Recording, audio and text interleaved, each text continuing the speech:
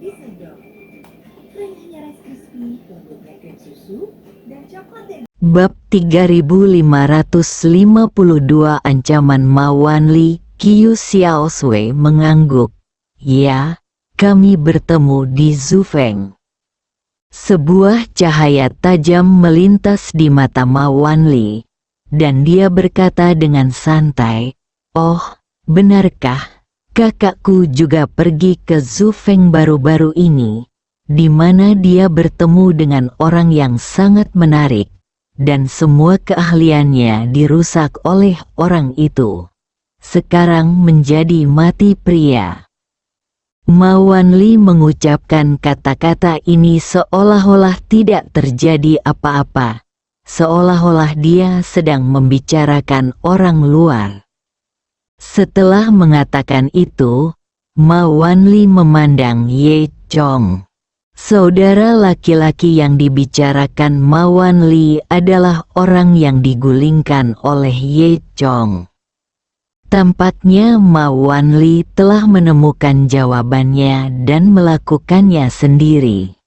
Tujuan kedatangannya ke sini hari ini tentunya tidak sesederhana sekedar lewat. Memikirkan hal ini, Ye Chong hanya tersenyum seolah tidak terjadi apa-apa. Dia berkata dengan tenang, "Siapa tahu, jika orang itu memprovokasi saya, mungkin saya akan menghancurkannya."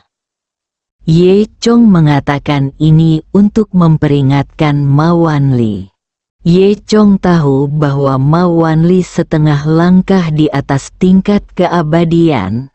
Di dunia manusia biasa, dia dianggap sebagai master, tetapi di mata Ye Chong, dia hanyalah sampah.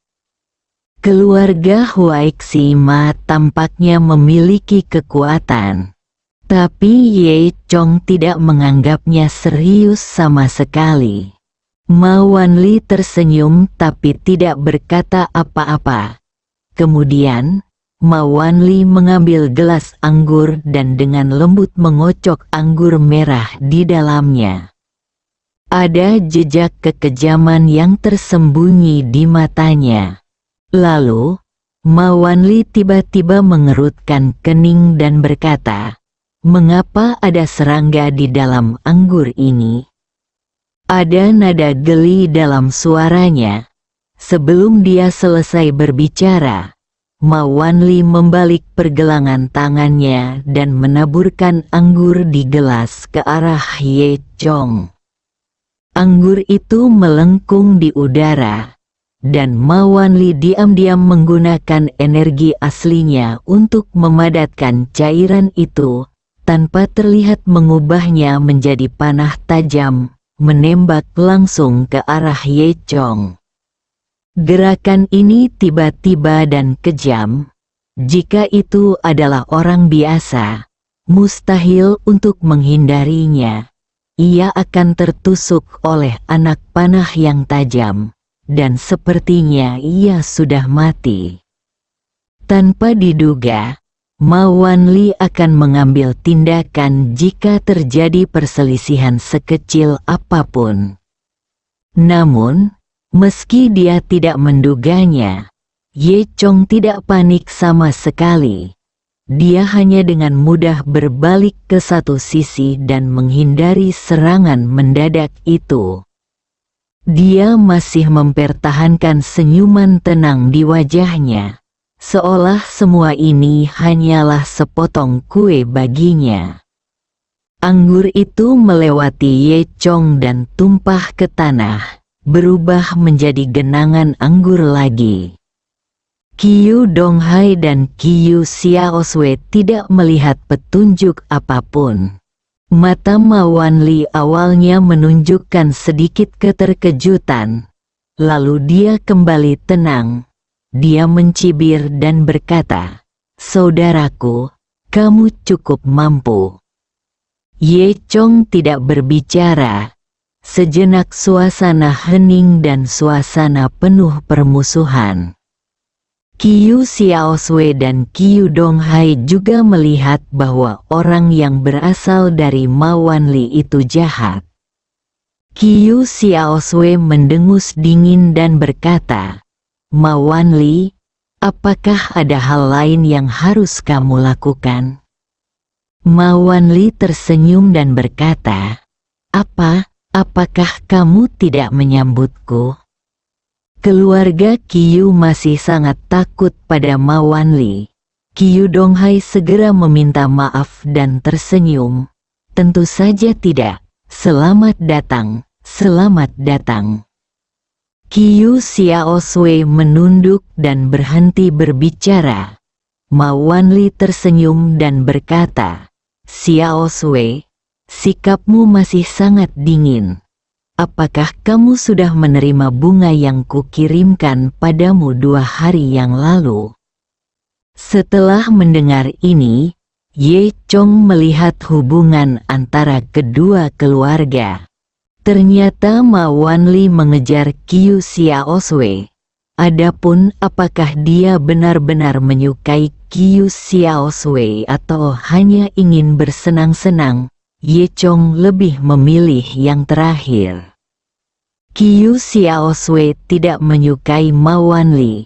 Ma Wanli melanjutkan, "Xiaosui, saya tahu kamu tidak menyukai bunga norak itu. Jadi saya secara khusus memilih permata paling berharga untuk Anda dan akan mengirimkannya ke rumah Anda dalam beberapa hari. Saya harap Anda menyukainya." Alis Qiu Xiaosui berkerut semakin erat. Dia berkata dengan bosan, "Tuan Ma, itu benar-benar tidak perlu. Saya sudah mengatakannya berkali-kali.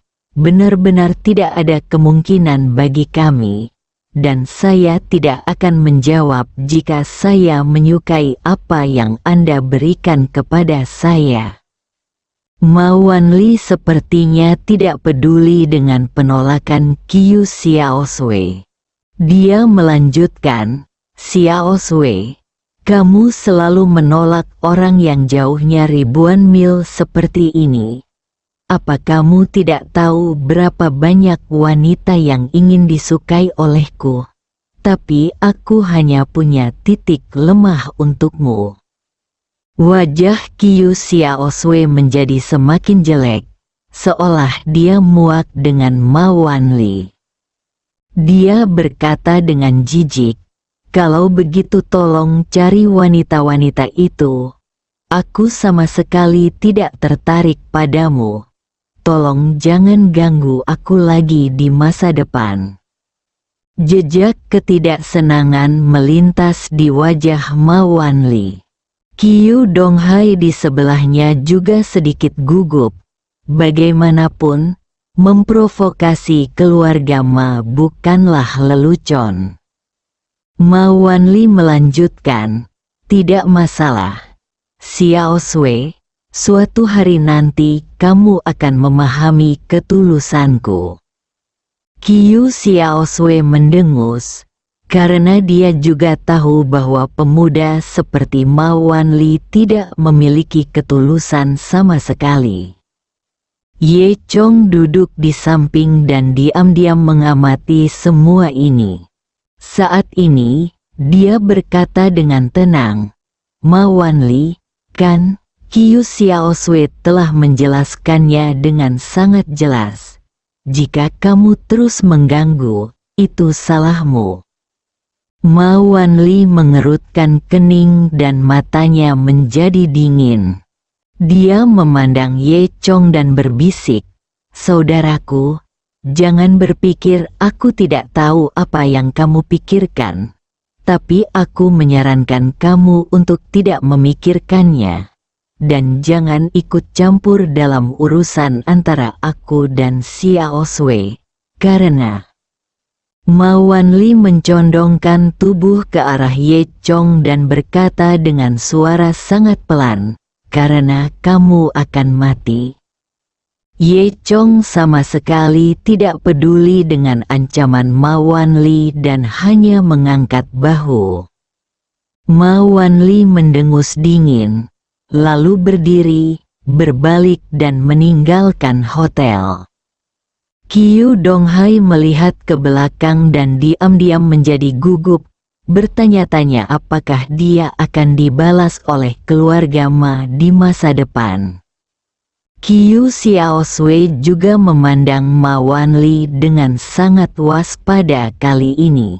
Namun, hari ini, Ye Chong berbicara mewakilinya lagi, yang sangat menyentuh hati Qiu Xiaosui. Qiu Xiaosui memandang Ye Chong dan berkata dengan penuh terima kasih, "Ye Chong, terima kasih."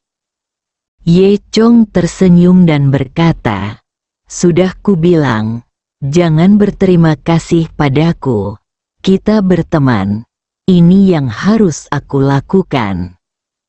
Qiu Donghai sedikit khawatir. Dia berkata, "Namun, Ma Wanli ini bukanlah orang yang bisa dianggap enteng. Jika kamu membantahnya hari ini, kamu harus berhati-hati. Jangan khawatir, dia tidak bisa melakukan apapun padaku." Ye Chong tidak menganggapnya serius. Qiu Xiaosui juga berkata, "Benar. Apalagi yang bisa dia lakukan?" Qiu Donghai menggelengkan kepalanya. "Kamu masih muda, dan ada banyak hal yang tidak kamu ketahui. Biar ku beritahu, kemungkinan besar Ma Wanli membunuh 2 orang kuat di kota Nanwang." Mendengar ini, Qiu Xiaosui juga menjadi sedikit gugup. Ye Chong tidak peduli sama sekali. Setelah makan malam, Ye Chong dan Qiu Xiaosui keluar dari hotel bersama. Qiu Donghai membawa mobil ke rumah sakit terlebih dahulu, sementara Ye Chong dan Qiu Xiaosui kembali ke rumah Qiu.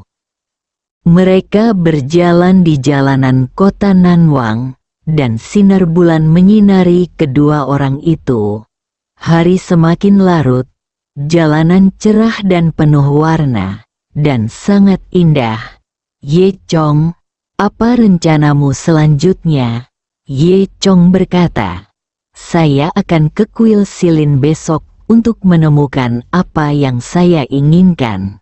Qiu Xiaosui berkata kepada Ye Chong, "Ye Chong, menurutku kamu harus berhati-hati terhadap Ma Wanli. Dia bukan orang baik." Ye Chong tersenyum. "Saya tahu."